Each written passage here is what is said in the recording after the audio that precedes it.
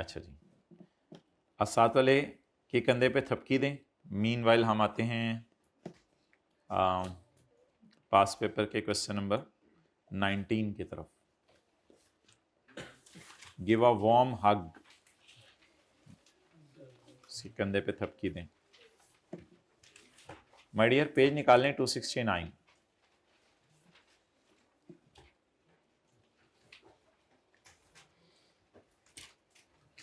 My dear, ऐसा हो सकता है कि आज आप पास पेपर का क्वेश्चन नंबर 18 अपने खूबसूरत हाथों से करके आ जाएं, नेक हाथों से, सॉरी नेक हाथों से करके आ जाएं।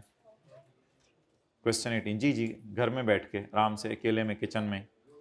क्वेश्चन 19, तो क्या मतलब है? रोजे में वो फुटबॉल के किसी ने वीडियो भेजी थी, फुटबॉलर फुटबॉल खेल रहे हैं रोजे के अंदर, जिन्हें बैग नहीं सवाल कर सकते यार जी। Draft financial statements of Tulip Limited for the year ended 31 December 2017 show the following amounts. Assets कितने हैं? 2700 के। लाइबिलिटीज कितनी है? ये कभी भी नहीं सवाल मिलेगा, पेज 269 पे है ना, इसलिए कभी भी नहीं मिलेगा। टोटल लाइबिलिटीज कितनी है? 1620। प्रॉफिट कितना है? 398। While reviewing the draft financial statements, following matters have been noted. Determine the revised amounts of total assets, total liabilities, and net profit after incorporating the impact of above adjustments. TL commenced development of a new product on January 17। मेरे bro, development कब शुरू कर दी? जनवरी 17 को development start कर दी। Following directly attributable cost have been incurred up to the launching date. Launch कब कर दिया intangible? मेरे ख्याल से इस दिन लैब बंद हो गई और साइंसदानों को हमने जो है वो सफेद कपड़े उतार के जो है रवाना कर दिया। सही है, वही कफन में भी। अच्छा, एंड इसमें हंसने की बात नहीं, तो आखिरत की याद आनी चाहिए थी। थोड़ी देर आंखें बंद करो, सोचो। लेके जा रहे हैं घर वाले चारपाई, उठा लो भाई लाश को, उठा लो भाई, ध्यान से उठाओ भाई, चलो भाई चलो सीधा। नहीं हंस रहे भाई, होगा जो मर्जी कर ले, होगा उस वक्त ख्याल आएगा, काश ये छोड़ देता, अभी छोड़ दें। अच्छा, यकम अक्टूबर 17, it have been capitalized in intangible assets, salary, equipment, consumables, consultant fee.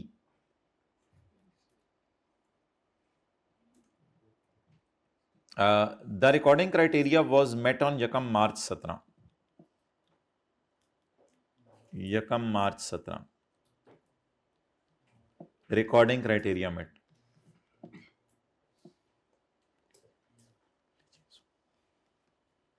ले जाइए इसको, रात होगी, जल्दी दफन करके आना है। यकम March 17, recording criteria was met on यकम मार्च 17। मट्टी डाल दें, सुराख नजर आ रहा है कब्र में, मट्टी जहां से भी भर दें, किसी तरह भी कोई सुराख, रोशनी ना जाए। अच्छा जी, the recording criteria of internally generated intangible was met on यकम March 17। All costs have been incurred evenly during the period। ये कौन सा पीरियड है? ड्यूरिंग द पीरियड, ये वाला पीरियड है, during the period. All costs have been incurred evenly during the period। जितना अरसा लैब चलती रही, सारी कॉस्ट इवनली इनकर हुई, except equipment which was purchased on यकम जनवरी 17। इक्विपमेंट तो इवनली इनकर नहीं हो सकती कॉस्ट। असल में देखें, कॉन्सेप्ट ये होता है कि स्टाफ को सैलरी हर महीने दी जाती है, कंज्यूमेबल्स होते हैं रॉ मटेरियल वगैरह लैब के लिए, वो हर महीने खरीदे जाते हैं, कंसल्टेंट को हर महीने उसकी तनख्वाह दी जाती है। लेकिन इक्विपमेंट तो कोई ऐसी चीज नहीं है ना कि हर महीने खरीदा जा रहा है, वो एक ही दफा खरीद लिया था हमने, कब? तो लैब इक्विपमेंट की आज हम डेप्रिसिएशन जरूर निकालेंगे और उसको एसेट की कॉस्ट में कैपिटलाइज करेंगे। अब मुझे बता दें, ये वाली कॉस्ट और 90 वाली और 212, all costs have been incurred evenly except equipment, तो फिर ये 30, 90 और 212 कितना हो गया?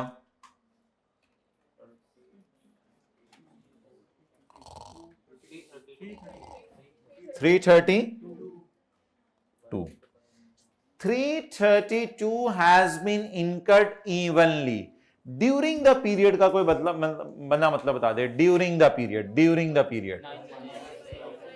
जितना सा प्रोजेक्ट चलता रहा, ड्यूरिंग द पीरियड कौन सा है ऊपर? पीरियड तो उसने बता दी है कि यकम जनवरी को हमारी डेवलपमेंट शुरू हो गई थी और यकम अक्टूबर को लॉन्च हो गया। तो ये पीरियड है असल में, ये जो पीरियड बताया हुआ है, इस यकम जनवरी से यकम अक्टूबर तक इवनली कॉस्ट इनकर होती रही। यानी अगर इसको 9 से डिवाइड करेंगे तो फिर मल्टीप्लाई करना पड़ेगा 2 से, तो एक्सपेंस निकल आएगा। 7 से तो क्लियर?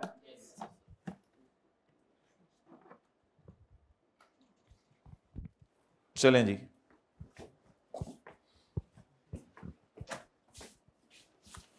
पकड़ें जी 332 को। ओरिजिनल एंट्री वर्किंग 1, वर्किंग पहला पेज छोड़ दें, जिंदगी में पता नहीं क्या क्या छोड़ा है, पहला पेज भी छोड़ दें। वर्किंग 1,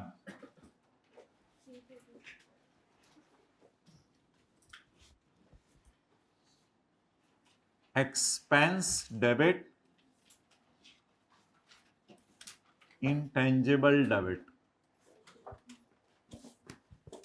ये 332 ऑब्वियसली कहीं एग्जामिनर को निकाल के एक दफा आप दिखाएंगे, फिर उसके बाद 332 को पकड़ेंगे आप। 332 has been incurred evenly over the 9 months into January, February.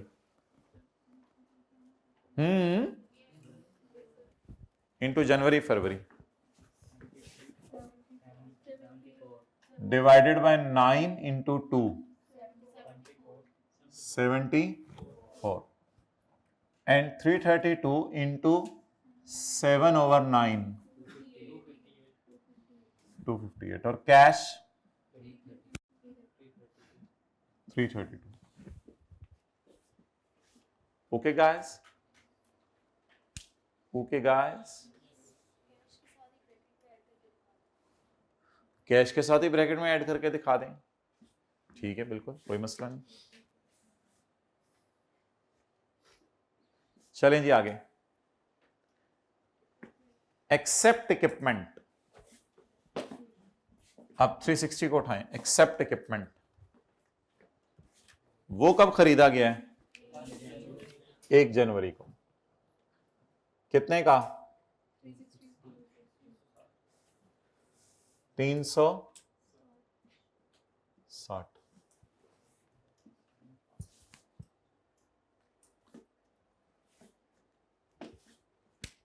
अब 360 और 332 कितना हो गया? 360 और 332 692 की एंट्री कर ली हमने।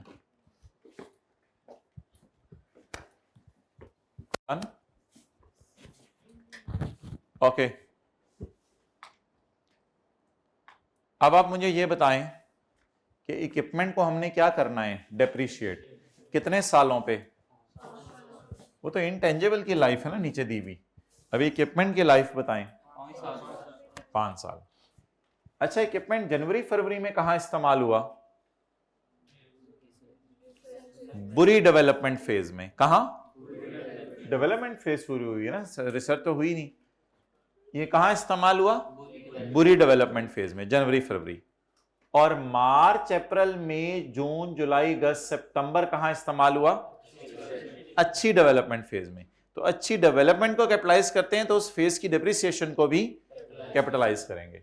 और अक्टूबर नवंबर दिसंबर भी तो इस्तेमाल हुआ। हमारा ईयर एंड 31 दिसंबर है, ये कहां इस्तेमाल हुआ? पता नहीं कि कहां इस्तेमाल हुआ, हमें नहीं पता। हो सकता है फैक्ट्री में आइडल पड़ा, वो लैब के अंदर आइडल पड़ा रहा हो। तो 2 महीने की डेप्रिसिएशन को P&L में डालेंगे और 7 महीने की डेप्रिसिएशन को कैपिटलाइज करेंगे और अक्टूबर नवंबर दिसंबर को एक्सपेंस में डालेंगे। डेप्रिसिएशन एक्सपेंस जनवरी फरवरी और अक्टूबर नवंबर दिसंबर, कितने महीने बन गए? 5 महीने। इसको क्या करेंगे? और बाकी मार्च से सितंबर तक को क्या करेंगे? कैपिंग। अच्छा, इसमें मेरा मशवरा ये होगा कि आप लोग ना अकामुलेटेड डेप्रिसिएशन इक्विपमेंट की पहले निकाल लिया करें, क्योंकि फिर इसके दोनों में एलोकेट करना होता है। तो पहले अकामुलेटेड डेप्रिसिएशन अकाउंट बताएं कितने से क्रेडिट होना है, क्योंकि इक्विपमेंट ने तो 12 महीने अपनी पूरी जवानी लूज कर दी। इक्विपमेंट की कॉस्ट यही अवेलेबल है 360, इसकी लाइफ सवाल में है 70। इक्विपमेंट ने कितनी वैल्यू लूज की? 72। इस 72 की वैल्यू लूज करते हुए जनवरी फरवरी में किस मकसद के लिए इस्तेमाल हुआ? बुरी वाली डेवलपमेंट। मार्च से सितंबर किस लिए इस्तेमाल हुआ? अच्छी वाली डेवलपमेंट। अक्टूबर से दिसंबर किस लिए इस्तेमाल हुआ? पता नहीं। अब क्या करें? 72 अगर डेप्रिसिएशन 12 महीने की है तो मेरे कैलकुलेटर बताओ जनवरी फरवरी की और फिर अक्टूबर नवंबर दिसंबर की कितनी है? बैलेंसिंग ले लें, कोई मसला नहीं। और अगर लंबा काम करना है तो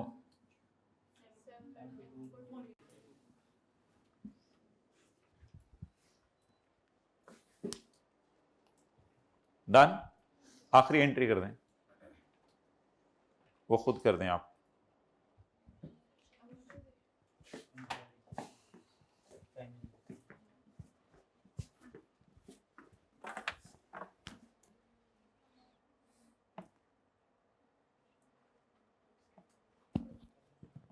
पॉज करो। यूजफुल है, however TL had not charged any amortization। amortization की एंट्री कर दें फिर।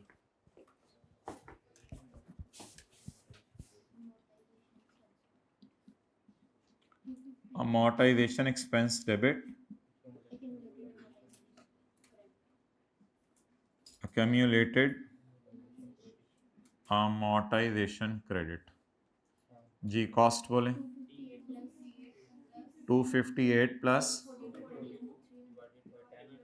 अब ये कॉन्सेप्ट आपको याद रहेगा ना कि हमारा टेंजेबल किसी इनटेंजेबल को बनाने में हेल्प कर रहा है, इसलिए उसकी अच्छी वाली डेवलपमेंट फेज को क्या किया करेंगे? डेवलपमेंट फेज की दौरान होने वाले डेप्रिसिएशन को कैपिटलाइज। किस दिन लॉन्च हुआ है?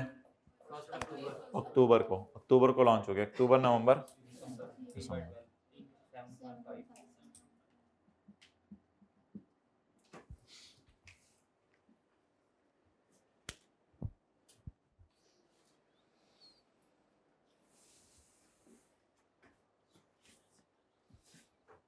ओके, रॉन्ग एंट्री बताएं क्या की है अकाउंटेंट ने? रॉन्ग एंट्री क्या की है?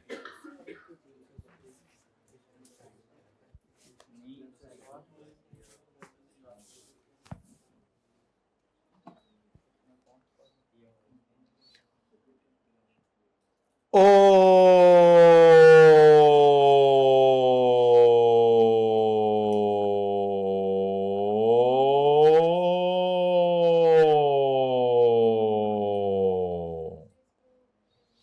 Following directly attributable costs have been incurred and have been capitalized as intangible।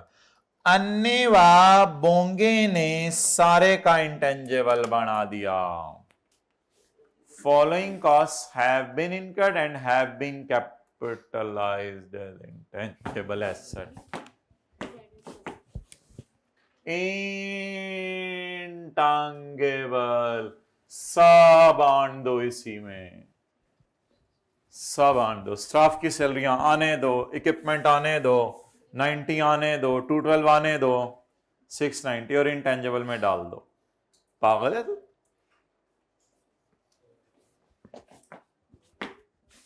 कितना? एक बार याद रखिएगा, अकाउंटेंट कभी कैश की एंट्री नहीं भूलता। तो कैश इसका मतलब है जितना हमने रॉन्ग एंट्रीज में, ओरिजिनल एंट्रीज में यूज किया है, उनको जमा करके देख लें, वही इधर भी आ रहा है। इसका मतलब है इक्विपमेंट को भी इसने किस में डाल दिया, इंटेंजिबल में।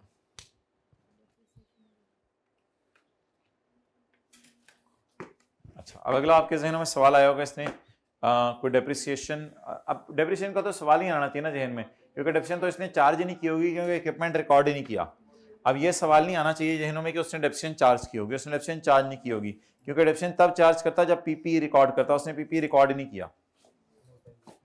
अमोर्टाइजेशन उसने चार्ज ही नहीं की, क्योंकि जहन में यह सवाल आना था कि अगर इंटेंजिबल रिकॉर्ड हो गया है तो अमोर्टाइज भी हो गया होगा। सवाल ने, देखें सवाल में गलतियां कहां कहां बता रहे हैं, दो जगह। Following directly attributable cost have been capitalised as intangible और नॉट चार्ज्ड एनी, ये दो गलतियां हैं सवाल में, बाकी सारा सवाल ओरिजिनल डाटा है। अगर ये दो गलतियां ना दी होती तो ओरिजिनल एंट्रीज ही हमारा सॉल्यूशन होती। सॉल्यूशन की रिक्वायरमेंट तो बहरहाल कुछ और है। तो अब रॉन्ग एंट्रीज इसकी बेस पे बनेगी। ये सारी कॉस्ट कहां डालनी, इंटेंजिबल। और दूसरी गलती क्या की, और अगर कहता अमोर्टाइजेशन चार्ज कर दिया तो फिर मैं शायद कुछ ऐसे करता, 692 डिवाइडेड बाय 10 इंटू 3/12, फिर मैं इस तरह करता कि गलत अमोर्टाइजेशन भी निकालता।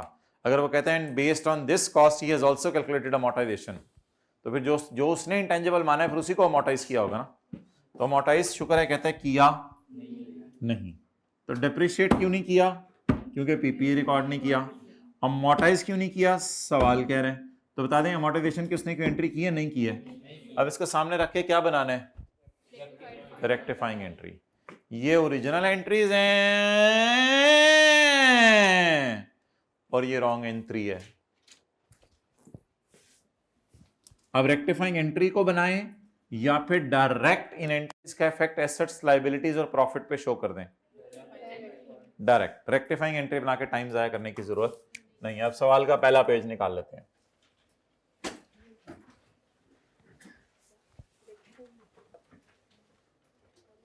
अनएडजस्टेड फिगर्स बताएं, किस किस की,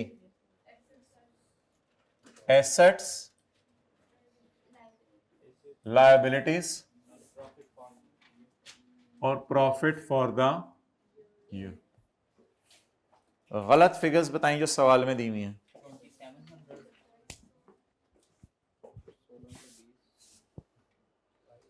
2700, 1620, 398।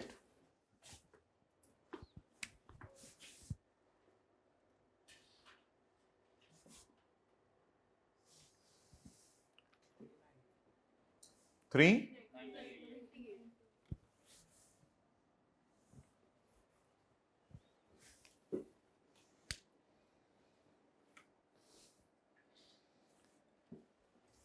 कल की क्लास में जोहर के बाद भी आना है तो पराठा खा के आएंगे या ठे खा के आएंगे। ठा काफी है, समझता नहीं, कुछ नहीं होता है इन चीजों। प्रिकॉशनरी मेयर में इतना ना खाया करें कि पूरा दिन परेशान रहे, कभी इधर लेट रहे हो कभी उधर लेट रहे हो। ओके, बबलू उधर गिरा हुआ है तो बबलू को निकालो, तो इधर गिरा हुआ है तो बबलू है बबल है।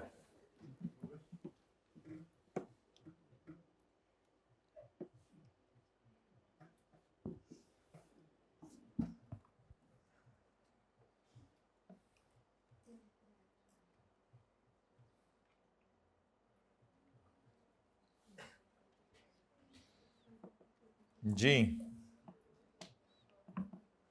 करें जी शुरू। अच्छा जी, अब आज जरा रेक्टिफाइंग एंट्रीज बनाने का तरीका देख लें। डायरेक्ट पोस्टिंग करने लगे हम। सबसे पहले मैं एक्सपेंस का लफ्ज नजर आ रहा है इसलिए वर्किंग में एक्सपेंस जाकर लिखने लगा। बेशक पहले सफ़े पे ही आप कर लें या जहां भी कर लें, आपने जो वर्किंग करनी है। अच्छा, ये भी वर्किंग्स थी, वो वर्किंग 1 थी या 2, जैसे भी कर लें। अच्छा, एक्सपेंस,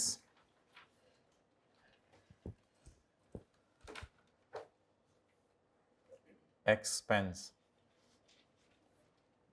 कितना रिकॉर्ड होना चाहिए था, खर्चा 74, खर्चा 30, खर्चा 7.5।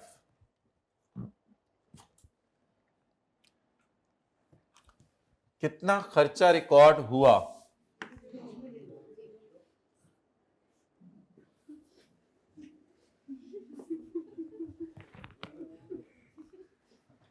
खर्चा तो कोई रिकॉर्ड नहीं हुआ।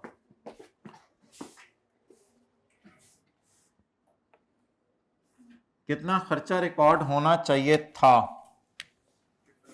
74, 30, 7.5। और कितना रिकॉर्ड हुआ? 0। कितना रिकॉर्ड होना चाहिए था? 111.5। और कितना रिकॉर्ड हुआ? 0 से 111 पे ले जाएं खर्चे को, या 111 से 0 पे ले जाएं? 0 से 111 पे। गलत से सही की तरफ जाना होता है जिंदगी में, गलत से सही की तरफ जाना होता है। बेहतर गलत की ना करें, तो गलत से सही की तरफ जाना है, 0 से 111 की तरफ जाना है। तो बोले खर्चों को 111 से डेबिट कर दें। बोले खर्चों को 111 से, खर्चे रिकॉर्ड करने से प्रॉफिट 111.5 खर्चे रिकॉर्ड हो गए।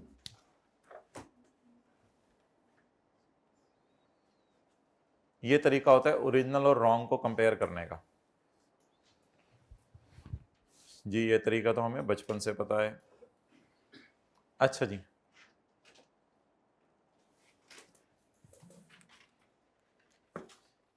कैश क्रेडिट होना चाहिए था 332 से और 360 से, और क्रेडिट भी हो गया 692 से। अब कैश को क्या करें? बराबर ही, इसलिए मैंने लिखा भी नहीं, कैश की एंट्री अकाउंटेंट गलत नहीं करता। डन। अब आ जाए इनटेंजिबल की तरफ। ये भी तो अकोमोलेटेड अमोर्टाइजेशन अकाउंट इंटेंजिबल ही है ना। जब एसेट अकाउंट बुक वैल्यू पे बनता था तो ये एंट्री होती थी ना, अमोर्टाइजेशन डेबिट, इंटेंजिबल क्रेडिट। अच्छा जी, अब इनटांगेबल। इनटांगेबल कितने से डेबिट होना चाहिए था? 258 से। और कितने से डेबिट होना चाहिए था? 42 से। और कितने से क्रेडिट होना चाहिए था? 7.5 से।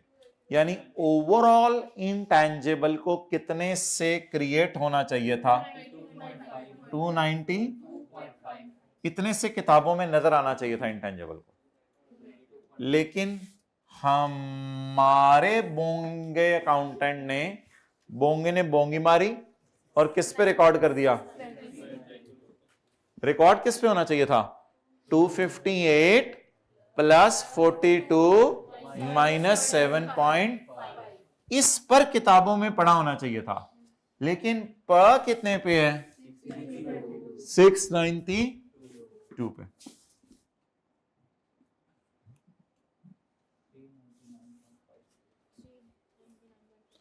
जी डिफरेंस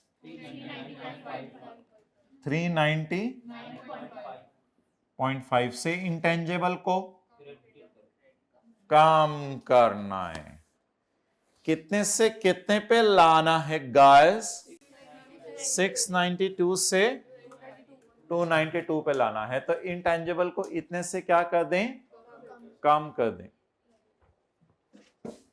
इंटेंजिबल एसेट कम कर दें। एसेट्स को कम करूं, क्या करूं? लायबिलिटीज को बढ़ाऊं, प्रॉफिट्स पे? खर्चे बढ़ने से तो प्रॉफिट कम हो गए ना। तो इंटेंजिबल क्या होता है? एसेट कम कर दें। कितने से?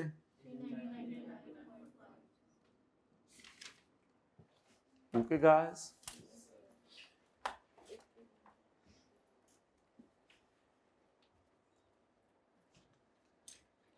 चलो चलिए दुनिया दिवस नुकरे। इसको टिकू मार दें। टिकू टिकू टिकू टिकू। अब क्या रह गया? PP, equipment. इक्विपमेंट को 360 से डेबिट पढ़ना चाहिए और 72 से क्रेडिट पढ़ना चाहिए। तो वर्किंग में मिसाल के तौर पे ये 1 2 3 इक्विपमेंट 360 माइनस वर्सेस इक्विपमेंट कितने पे आ रहा है? आ ही नहीं रहा, अकाउंटेंट ने इसको रिकॉर्ड नहीं किया हुआ। वर्सेस 0। क्या राय है, किसको किस पे ले जाएं? 0 को 288 पे ले जाएं या 288 को 0 पे ले आए? इक्विपमेंट नहीं था, होना चाहिए, तो 0 से इक्विपमेंट को क्या करें? बढ़ा दें। कितने से? 288। और अब छोटा सा एग्जामिनर को लिख के पूछ लें, हुण आराम है? अब रिवाइज्ड फिगर्स तेरी निकल आई, लिखें हुण आराम है।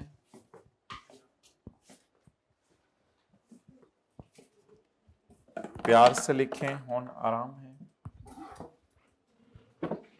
या बुलवाएं डॉक्टर को।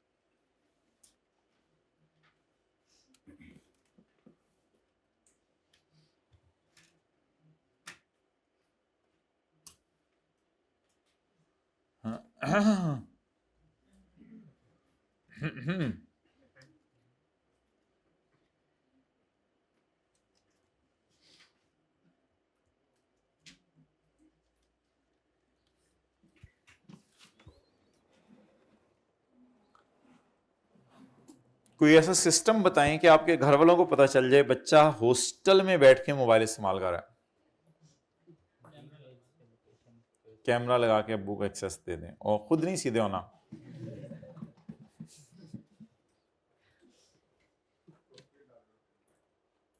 किस टाइम पहुंचे थे कल रूम? आप लाहौर के हो?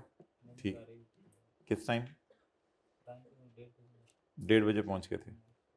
ठीक है, 1:45 तक नमाज पढ़ी, फिर 1:45 से लेके ऑनवर्ड्स 4:45 असर तक क्या किया? कुछ नहीं।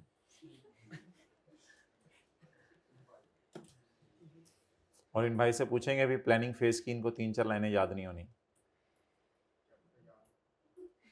क्या पता याद हो आपकी। जवाब में आपकी चाचा का पुत्र है, मुझे तो अभी बात कर लेने दो। चलो हो सकता है हो याद, माशाल्लाह। देखो थोड़ी थोड़ी सुस्ती आ रही है ना अभी से, आ रही है ना?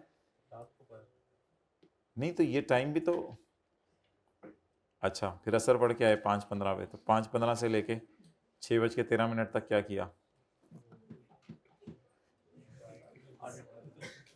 कुछ नहीं। ऑडिट। अच्छा, उनकी बारी पहले आती ऑडिट वालों की। हाँ, अच्छा 6:45 से अजाने ईशा तक क्या किया? 7:45 तक कुछ नहीं। Copy paste. ठीक है, 9:45 तक तकरीबन सलाम फेर देते हैं, 3 वितर के बाद। बल्कि हमारी मस्जिद में कल 9:40 ही हो गया था, तो जल्दी हो जाता है। तो बोलें जी, 9:45 से लेके 12 बजे तक क्या किया?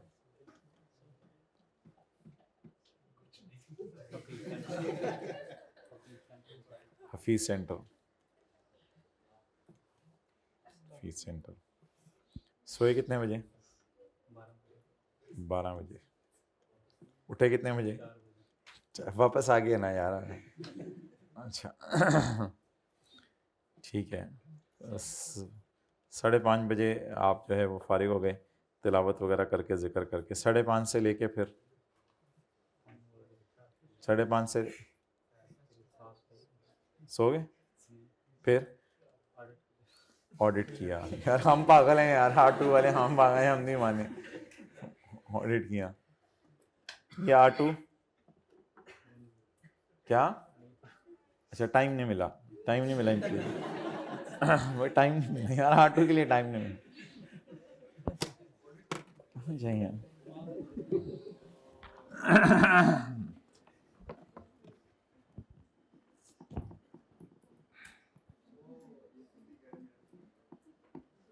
क्या मेरे भाई?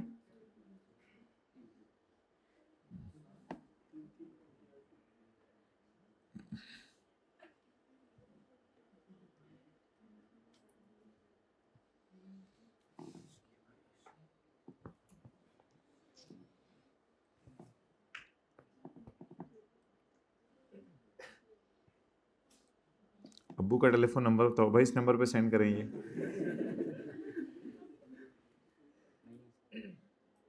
व्हाट्सएप नहीं यूज करें? अच्छा जी, अब माय डियर आप आ जाएं पेज 270 पे, पॉइंट 2। पुत्र अब आप सीधे हो जाओ, ठीक है? Point number 2। बिल्कुल गलत बात भाई, ये ऐसे ही जो मोगी सी को मारे ना ईद के बाद पढ़ेंगे। जिसने पढ़ना है उसने अभी भी पढ़ना है, जिसने नहीं पढ़ना उसने बाद में भी नहीं पढ़ना। तो जितना आप IAS 38 और IAS 41 का बर्डन ईद से पहले पे शिफ्ट कर लेंगे, उतना आप थोड़ा सा रिलैक्स आगे फील करेंगे। रिलैक्स तो आपको पता है हमने आगे भी नहीं होने देना। तो after preparation of draft financial statements बन जाने के बाद a claim of 20 million was launched by a customer. एक कस्टमर ने क्लेम किया है 20 मिलियन का। उसने 20 मिलियन एंटिटी से मांगा है क्योंकि हमने उसे 2017 में हमारे साल में गलत चीजें सप्लाई की थी। तो और हमारे लॉयर के मुताबिक क्लेम सक्सीड हो जाएगा। क्लेम सक्सीड हो जाएगा क्या मतलब है? वो बंदा जीत जाएगा या हार जाएगा? नहीं, हार जाएगा नहीं। द चांस दैट क्लेम है उसने मांगा हुआ, वुड सक्सीड, वो जीत जाएगा। इसका चांस हाई है या लो है? हाई है। आप बताएं कितना चांस है 20 मिलियन देने का? 80%। और 20% चांस है कि उसे पैसे, लेकिन ज्यादा चांस है कि उसे पैसे देने पड़ेंगे। ये है मोहतरम IAS 37। ये हमने अभी नहीं पढ़ा हुआ, लेकिन कोई मसला नहीं, एंट्री इसकी आसान सी है, वो मैं आपको भी करवा देता हूं। IAS 37 में मैं आपको पढ़ाऊंगा, अगर 50% से भी ज्यादा चांस हो पैसे देने का तो हम पूरे 20 मिलियन की एंट्री किया करेंगे, क्योंकि हाई चांस है पैसे देने का। तो अच्छा खासा चांस है पैसे देने का, हम केस हार जाएंगे। इसकी एंट्री बताएं क्या होगी? Expense debit. नहीं, अभी तो देने हैं ना, अभी तो कोर्ट का फैसला नहीं आया। वैसे उस स्टैंडर्ड में ना इस पेएबल का नाम होगा प्रोविजन। प्रोविजन हम ऐसे payable, provision for doubtful debt नहीं, वो कुछ और होता है। प्रोविजन हम आने वाले दिनों में ऐसे पेएबल को कहा करेंगे जिसकी अमाउंट अभी अनसर्टन है। जब कोर्ट का फैसला आएगा फिर अमाउंट सर्टन होगी। लेकिन सादा सी बात कर लें, बस छोड़े परे। हमारे खिलाफ किसी ने कितने का केस किया है? 20 मिलियन का। इसकी एंट्री बताएं।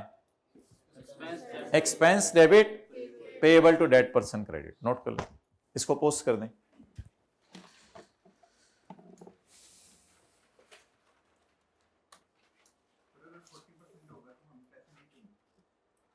अगर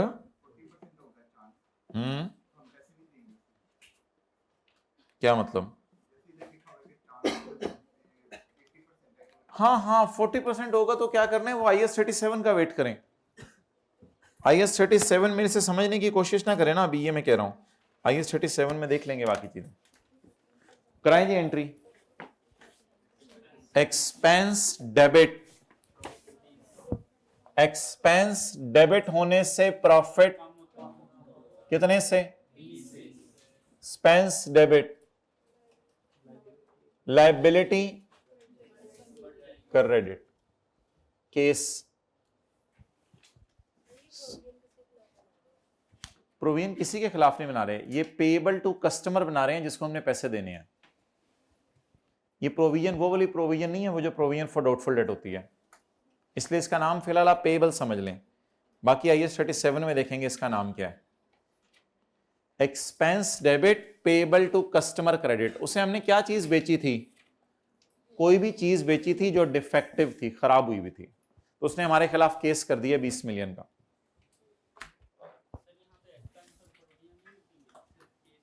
एक्सपेंस डेबिट पेएबल क्रेडिट नहीं, वो तो इधर अपन नेचर ही लिखनी होती है ट्रांजैक्शन की, इधर कौन सी एंट्रीज हो रही हैं।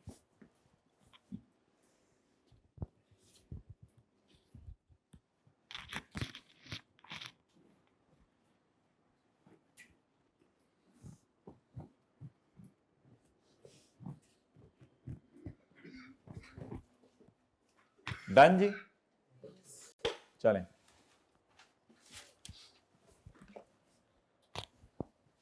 ये तो IAS 2 की एडजस्टमेंट है। साल के एंड पे ना हमारे पास 800 यूनिट्स पड़े हैं इस प्रोडक्ट के, और ये प्रोडक्ट क्या है, डिफेक्टिव। इस प्रोडक्ट में कोई मसला है, तो इसी प्रोडक्ट के हमारे पास यूनिट्स पड़े हैं इन्वेंट्री में, at a cost of 1.5 lakh per unit. तो 800 यूनिट्स हमारे पास पड़े हुए हैं और एक की कॉस्ट कितनी है, 1.5 लाख। फर्ज कर लें ये एयर कंडीशनर है, तो 800 एसी हमारे पास पड़े हैं, एक एसी 1.5 लाख रुपए का है, खरीदा है हमने। All these units have the defects, सब में ही डिफेक्ट है। एसी लगाते हैं तो आवाज आना शुरू होती है, चिर चुर पी पॉ। आमतौर पे तो वैसे हम 2 लाख का बेचते हैं, लेकिन अब तो हालात बड़े माड़े हो गए ना, अब तो हमारे एसी के बारे में लोगों ने कहना शुरू कर दिया ये एसी है, ये एसी लगा के अपना एसी निकल जाता है बंदे का। तो टीएल हैज ऑलरेडी कमिटेड, हम किसी से पहले ही वादा कर चुके हुए हैं कि 300 तो जमाल को बेचेंगे एट अ प्राइस ऑफ 2,20,000। आप कह रहे होंगे आमतौर पे 2 लाख का बिकता है और जमाल ने इकट्ठे 300 खरीदे, उसको 2,20,000 का बिक रहा है। नहीं नहीं, ऐसी बात नहीं होती। असल में कई दफा ऐसा होता है कि इसी मार्केट में क्या कहते हैं, हमारी वाली क्वालिटी के मिल नहीं रहे होते, तो अब लोग आके कहते हैं 10 एसी दो, 15 एसी दो, हम कहते हैं हम इतने नहीं देते, हम एक एक करके बेचते हैं। अब कोई हमें आके मजबूर करता है मुझे 300 चाहिए, मैं क्या करूं, मैं कहूंगा फिर मैं आपको बहुत महंगा लगाऊंगा। तो ठीक है, कोई मसला नहीं, ये ना कहें कि बल्क क्वांटिटी ले रहा है तो डिस्काउंट क्यों नहीं मिल रहा, उससे कोई फर्क नहीं पड़ता। तो TL has already committed to sell 300 units to Jamal enterprise. TL ने ऑलरेडी कमिटमेंट कर ली है कि 300 जमाल को बेचेगा एट 2,20,000 पर यूनिट। तो बाकी कितने रह गए, 500। फिलहाल इनकी कॉस्ट तो अलग अलग कर लेना, कॉस्ट 1.5 लाख है, फिलहाल इनकी कॉस्ट अलग अलग कर लें। यूनिट्स बताएं, 800 यूनिट्स, इसमें से जो 300 हैं जमाल वाले, उनकी कॉस्ट बताएं। 300 ज़रब 1.5 लाख रुपया, कॉस्ट बोले ना माय डियर इनकी 45 मिलियन रुपीज। इन मिलियन में सॉल्व करें आप, चलें ठीक है। इनकी कॉस्ट बन गई 45, और किससे कंपेयर करेंगे, एनआरवी से। किससे कंपेयर करेंगे, एलआरवी से। अच्छा, 500 की कहानी अलग चलाएं। 500 जमाल को बेचनी है या 500 किसी कमाल को, अमजद को, अकरम को, भूल गए आप लोग आधे नाम। अच्छा, इसकी कॉस्ट बताएं 500 की। थोड़ा सा ऐसे समझ लें, दरमियान में एक लाइन सी है ताकि कोई इधर की चीज उधर ना चली जाए, जमाल की चीज कमाल में ना चली जाए, कमाल की चीज जमाल में ना चली जाए। इसको जरा अलग कर लें। कॉस्ट 500 ज़रब 1.5 लाख आजकल कितना आ रहा है, 75 मिलियन। अब इन दोनों की क्या निकालनी है हमने, एनआरवी निकालनी है। यहां तक नोट कर लें, 61-62।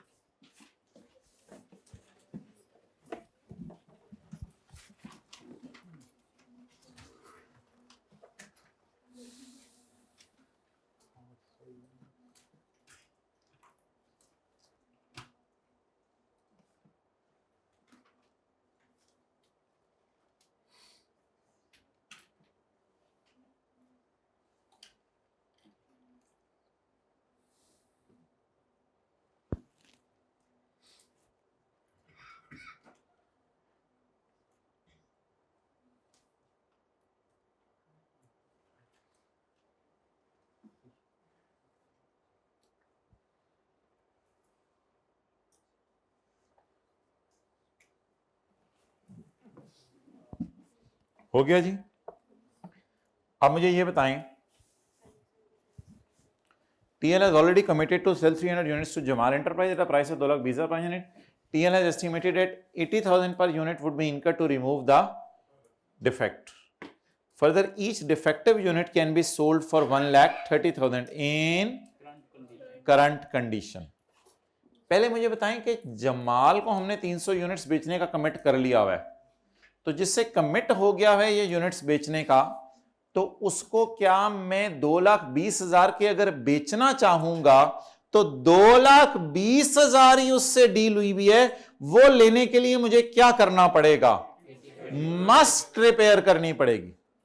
इसको एज इट इज बेचने वाली ऑप्शन नहीं है कि खराबी बेच दो, क्योंकि उससे वादा हुआ है कि तुम्हें अच्छी वाली चीज कितने की बेचनी है।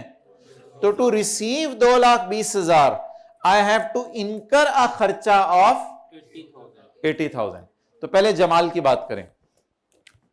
जमाल के यूनिट्स की एनआरवी निकालते हुए एस्टिमेटेड सेलिंग प्राइस कितने यूनिट्स? 300 जरब 2,20,000,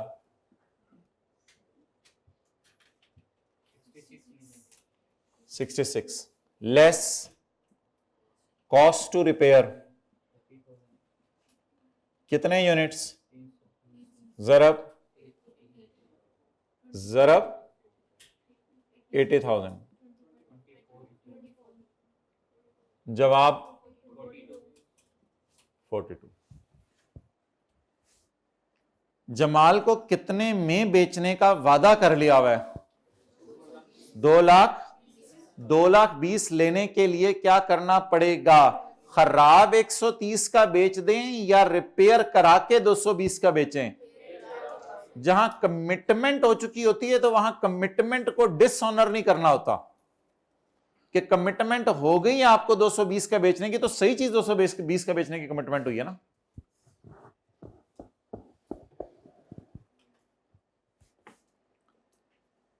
अच्छा, बाकी यूनिट्स की वैल्यू रियलाइज करने के लिए हमारे पास कितनी ऑप्शंस हैं? बाकी यूनिट्स तो अभी कोई कमिट नहीं हुआ हुआ किसी से, तो बाकी यूनिट्स की वैल्यू रियलाइज करने के लिए हमारे पास कितनी ऑप्शंस हैं? ऑप्शन नंबर 1 कि उनको 80,000 का रिपेयर करके 2 लाख का बेचें। उनको नहीं 2,20,000 का बेच सकते, वो तो जमाल बेचारा फंस गया था हमारे पास। 80,000 का रिपेयर करके उनको कितने का बेचें, या उनको एज इट इज 1,20,000 में। क्या आप एग्री करते हैं कि ये इसके पैसे रियलाइज करने के लिए हमारे पास 2 ऑप्शंस हैं? इधर खराब बेच दें 1,30,000 का, फिर रिपेयर नहीं करानी पड़ेगी, या सही करा के बेच दें 2 लाख का, फिर 80,000 की। अब मेरे ख्याल से एनआरवी 2 तरीके से निकाल के देखें, फिर एनआरवी दोनों में से बेहतर लीजिएगा, बेहतर वाली। वहां कॉस्ट एनआरवी में से लोअर ही लेना है, वो बात अपनी जगह, लेकिन एनआरवी में अगर 2-3 ऑप्शंस आ जाएं कि लाहौर में बेचो तो इतने का बिकेगा, फ्रांस में बेचो तो इतने का बिकेगा, तो दोनों खर्चे लगा के देख लें कि फ्रांस वाले कितने का ले रहे हैं, लाहौर वाले कितने का ले रहे हैं, एनआरवी दोनों की निकाल के देख लें। NRV option 1 as it is देख लें, जैसे जो मर्जी पहले कर लें। ऑप्शन 1 एज इट इज बेचेंगे तो एस्टिमेटेड सेल प्राइस 500 जरब 1,65,000। थोड़ा सा मैं अंदर कर लेता हूं इसको, 65, 75 थोड़ा सा बाहर रखा हुआ है, 65। या तो मैं 500 यूनिट्स को खराब बेच दूं, या ऑप्शन 2 रिपेयर करके बेचूं। रिपेयर की जगह आफ्टर रिपेयर लॉस लिख लेना चाहिए। तो फिर कितने का बिकेगा? जवाब 100 लेने के लिए कॉस्ट टू सेल या कॉस्ट टू रिपेयर, जिसे कॉस्ट टू कंप्लीट कहता था IS 2 जी। 500 इंटू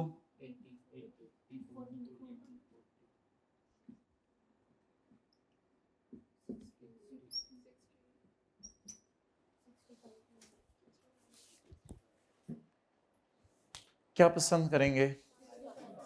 समोसा। क्या पसंद करेंगे? एज इट इज बेचना पसंद करेंगे या रिपेयर करा के बेचना पसंद करें? एज इट इज बेच देंगे तो पैसे ज्यादा दे जाएगा। अब दोनों में से हायर उठा लें बाहर, 65। अब किताबों में किस पे पड़ी होंगी चीजें? कॉस्ट पे। किताबों में किस पे पड़ी होंगी चीजें? कॉस्ट पे। अगर एनआरवी लोअर हुई तो मैंने किस पे लानी है? वरना फिर किस पे पड़ी रहने देनी है? कॉस्ट पे। और अगर कॉस्ट ही लोअर हुई तो फिर मुझे यहां एडजस्टमेंट कुछ नहीं करनी पड़ेगी। अब मुझे बता दें व्हाट इज कॉस्ट, लेकिन दे के कितना जाएगा? NRV loss. नेगेटिव पॉजिटिव के चक्कर में जरूरत नहीं, बस लॉस का लॉस लिख दिया काफी है। NRV loss 3। किताबों में कितने पे पड़ा है? 75। दे के कितने जाएगा? 65। NRV loss 10।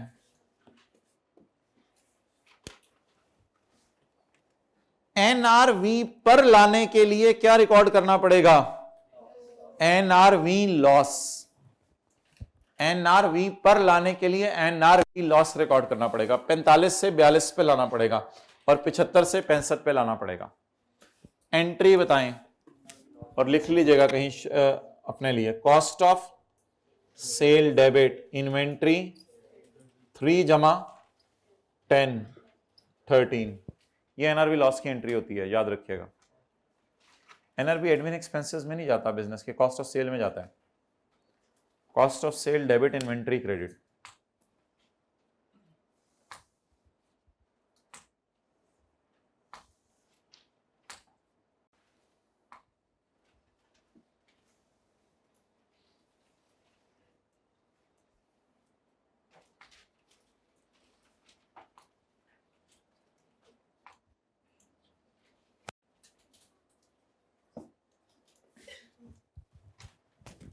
हो गया जी?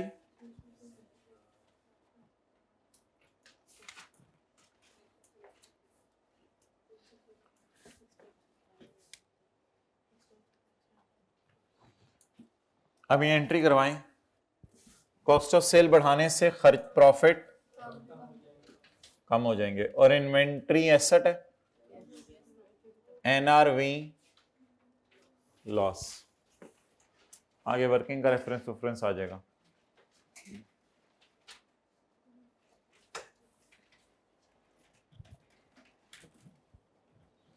भाई आज कर लो कि इस सवाल को दोबारा घर में कर लेना यार। वो कुछ नहीं वाला टाइम हमें दे दो, फी सेंटर वाला टाइम भी हमें दे दो, हम भी खुश हो जाएंगे। ऑडिट वाला टाइम तो नहीं हम आपसे मांग रहे।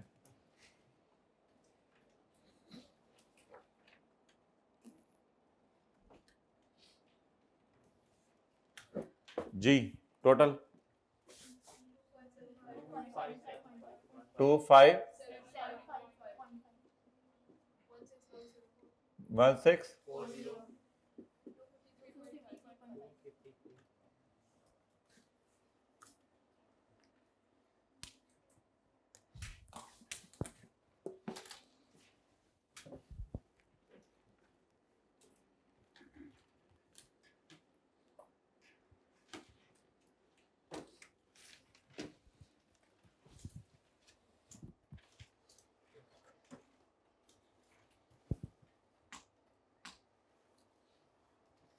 जमाल वाले क्यों एज इट इज बेचने, एज इट इज नहीं बेचने थे?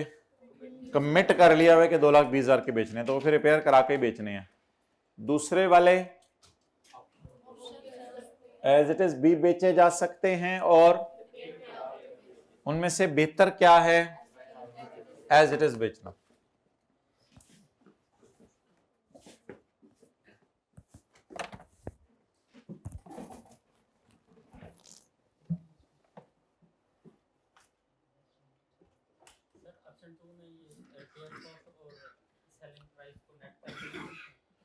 ऑप्शन 2 में सेलिंग प्राइस और रिपेयर कॉस्ट को नेट करके लिख सकते हैं। हाँ, बस एनआर भी निकालनी है ना।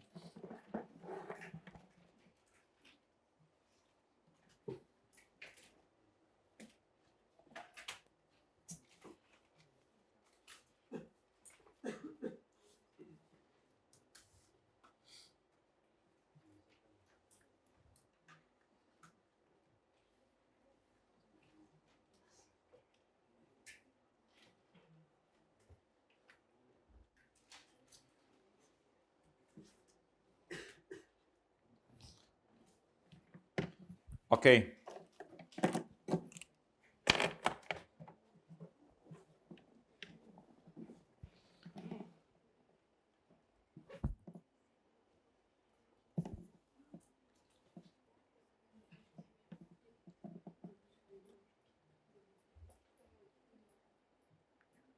हो गया जी।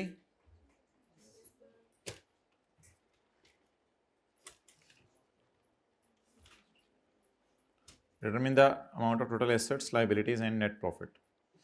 तीनों दोबारा पढ़ लें इस एडजस्टमेंट को। साल के आखिर में 800 यूनिट्स प्रोडक्ट के हैं 1.5 लाख रुपए के। ये सारे के सारे यूनिट्स में डिफेक्ट्स हैं। आमतौर पे ये 2 लाख का बिकता है, लेकिन जमाल को हमने 2,20,000 का बेचना है, उसके लिए 80,000 का रिपेयर कराना पड़ेगा। वैसे अगर रिपेयर कराए बगैर बेचें तो ये 1,30,000 के बिकते हैं, लेकिन जमाल को 1,30,000 के इसलिए नहीं बेचेंगे कि उससे कमिट कर लिया हुआ कितने का बेचना है, तो उसे फिर सही वाला बेचेंगे। बाकी लोगों को 1,30,000 का भी बेच सकते हैं।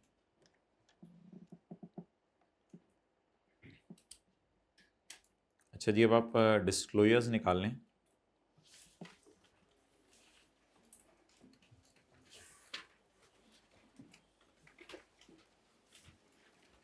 Page number 231।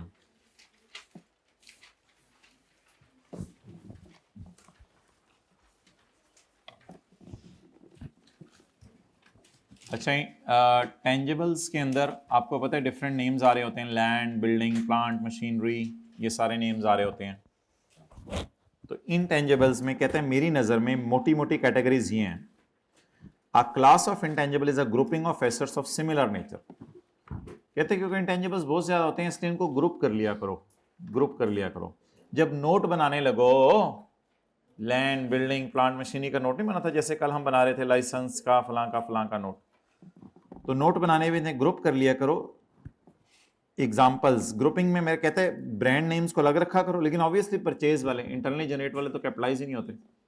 ब्रांड्स को अलग करा करो। मैसेज पब्लिशिंग टाइटल को इकट्ठे कर लिया करो, अखबारों के और बुक्स के टाइटल्स को इकट्ठे कर लिया करो, एक ही हेडिंग दे दिया करो।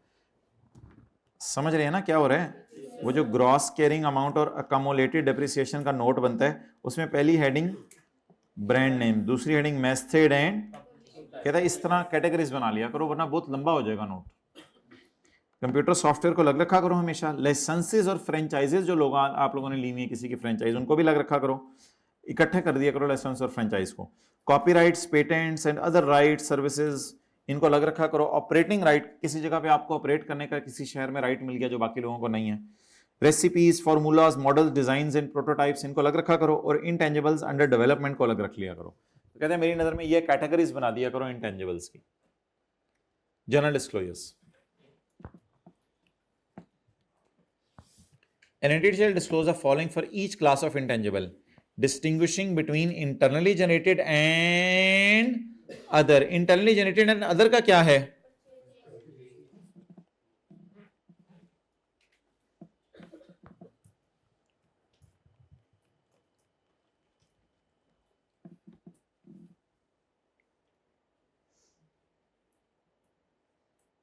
आगे लाइन पढ़ें।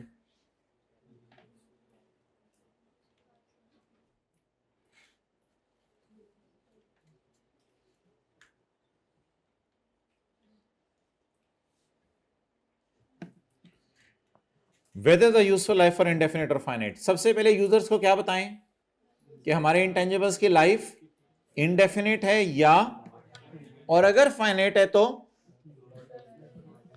क्या लाइफ है, या फिर अमोर्टाइजेशन यानी 10 साल लाइफ है या 10% रेट है, ये यूजर को बता दें। ये हम बताते होते हैं, मुझे नोट के नीचे दुम के तौर पे 2-3 लाइनें कल डाली थी परसों। अमोर्टाइजेशन मेथड भी बता दें, वो भी मेरे ख्याल से नीचे बता देते होते हैं। लेकिन अमोर्टाइजेशन मेथड सिर्फ उनका, किनका, जिनकी फाइनाइट लाइफ है। Gross carrying amount and accumulated amortisation at the beginning and at end of period. Gross carrying amount और वो बिगिनिंग और एंड पे बताएं। ये कहां बताते होते हैं हम? नोट में। आपको याद आ रहा होगा, नोट में बताते हैं। The line item of P&L in which amortization is included।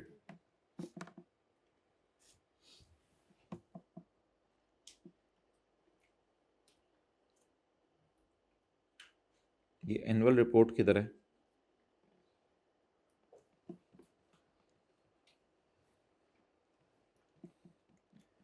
P and L के लाइन आइटम्स जहां पे ये इंक्लूडेड है,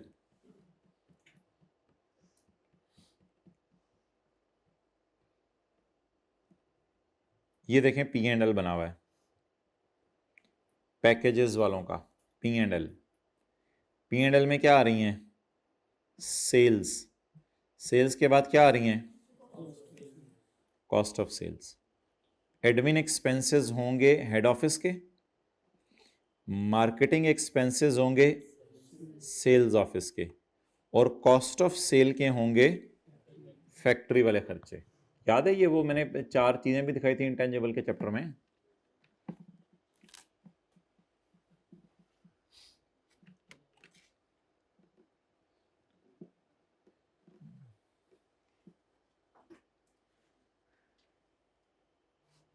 भाई ये इसके खर्चे कॉस्ट ऑफ सेल में चले जाते हैं फैक्ट्री के, इसके खर्चे सेलिंग एक्सपेंसेस में, और इसके खर्चे एडमिन में।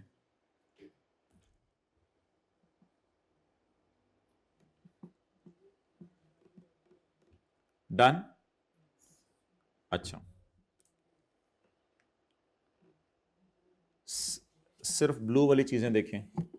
Cell, cost of sale, gross profit, admin, selling, other expenses, other income, finance cost, interest expense वगैरह, प्रॉफिट बिफोर टैक्स, टैक्स और प्रॉफिट आफ्टर टैक्स। तो ये हमारा पी एंड एल है। तो कहते हैं बता दो कि कहाँ कहाँ कितनी कितनी अमोर्टाइजेशन पड़ी हुई है। कुछ अमोर्टाइजेशन हो सकता है कहाँ पड़ी हो? एडमिन में। अगर कंप्यूटर सॉफ्टवेयर यूज हो रहा है एडमिन ऑफिस में, हो सकता है कुछ अमोर्टाइजेशन पड़ी हो मार्केटिंग में, अगर इंटेंजिबल यूज हो रहा है सेल्स ऑफिस में। तो इट ऑल डिपेंड्स कि इंटेंजिबल हमारा यूज कहां हो रहा है। मिसाल के तौर पे मैं इस ऑर्गेनाइजेशन का नोट नंबर 31 जाके देखता हूं कि इसमें कोई अमोर्टाइजेशन पड़ी हुई है, कि नोट नंबर 31 में इसने एडमिन के दफ्तर में क्या क्या खर्चे किए हैं।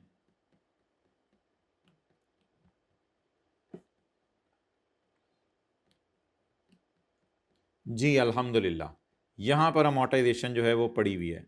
मैं पहुंच रहा हूं, ढूंढे अमोर्टाइजेशन। ये तो बता दें किस किस हेड में कितनी कितनी अमोर्टाइजेशन पड़ी हुई है। ये प्रैक्टिकली हम किस टॉपिक में करेंगे? फाइनल अकाउंट्स का एक टॉपिक आएगा जब हम proper P and L balance sheet बनाएंगे, तो उसके लिए ये डिस्क्लोजर था। तो ये बात अब याद रहेगी या क्लास के बाद आके पूछेंगे? ये जरा रिवाइज करवा दें, याद रहेगी? रिवाइज करवा दें। मैं जा रहा हूं।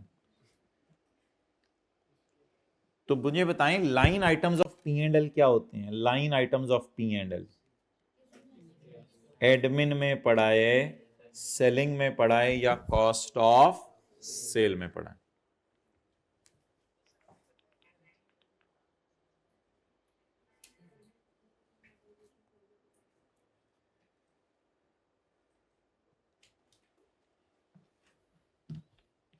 Okay, next, reconciliation of the carrying amount at the beginning and at the end of period। beginning और end of period की reconciliation बना दें। उसमें क्या क्या आएगा? ओ यार वही एडिशंस, डिस्पोजल्स, अमोर्टाई, एक्सचेंज डिफरेंसेस हम IAS 21 में देखेंगे। Other changes in carrying amount during the period. और कोई चेंजेस आपको मुनासिब समझे? एडिशंस में क्या क्या आता है my dear? Separately those from internally developed and those. आप पता चल गया ये हम क्यों अलग अलग शो कर रहे थे? क्योंकि it is a part of disclosure. And those acquired through business combination. अगर बिजनेस कॉम्बिनेशन के जरिए कोई बना बनाया बिजनेस आपने किसी का खरीद लिया तो वो भी अलग से बता दें। इंक्रीज और decrease during the period resulting from and from impairment loss recognised और रिवर्स। डन? आगे पढ़ें। Any amortisation recorded in the exchange of anything other changes in the carrying amount during the period, और किसी भी वजह से carrying amount में change आ गई तो बता दें। अच्छा जी, क्या हुआ रिकॉर्डिंग? इतनी ऊंची बोला मैंने, समझा मुझे कह रहे हो कि रिकॉर्डिंग नहीं हुई सुबह से, मैंने चले जाना था फिर घर। Disclosure under certain circumstances an entity shall also disclose number 1, अगर एक इंटेंजिबल की लाइफ इनडेफिनेट है ना तो आप उसकी कैरिंग अमाउंट बता दें। For an intangible asset having an indefinite life the carrying amount of asset and the reason supporting the assessment of indefinite life. आपको क्यों लग रहा है कि इसकी आपको क्यों लग रहा है कि इसकी लाइफ इनडेफिनेट है? रीजन बताएं लिख के। In giving these reasons the entity shall describe the factors that played a significant role in significant role in determining the asset as an indefinite। क्या वजह ऐसी पता लगी आपको जिसकी वजह से आपको लग रहा है कि इसकी लाइफ क्या है? वजह बताएं, क्या वजह पता लगी कि आप कहें कि इससे इस्तेमाल ही बहुत अरसा करना है और ये जो चीज साथ ही बड़ी देती है, ये तो बड़ा पायदार किस्म का इंटेंजिबल है, मेरे से भी ज्यादा पायदार है। Done? Okay. The description, carrying amount and remaining amortization period of any intangible asset that is material to entity's financial statement। अगर कोई इंटेंजिबल बहुत मटेरियल है तो क्या क्या बताएं उसके बारे में? डिस्क्रिप्शन क्या मतलब? नाम और उसकी और रिमेनिंग अमोर्टाइजेशन पीरियड। ऐसा हो सकता है 4 सॉफ्टवेयर इकट्ठे नजर आ रहे हो नोट में, उसमें एक सॉफ्टवेयर ऑर्गेनाइजेशन के लिए बहुत मटेरियल हो, उसका फिर क्या क्या बताना है? नाम और सारी चीजें। डन? चलें कल इसको शुरू करते हैं। आ जाएं, सही इधर ही आ जाएं, 1-2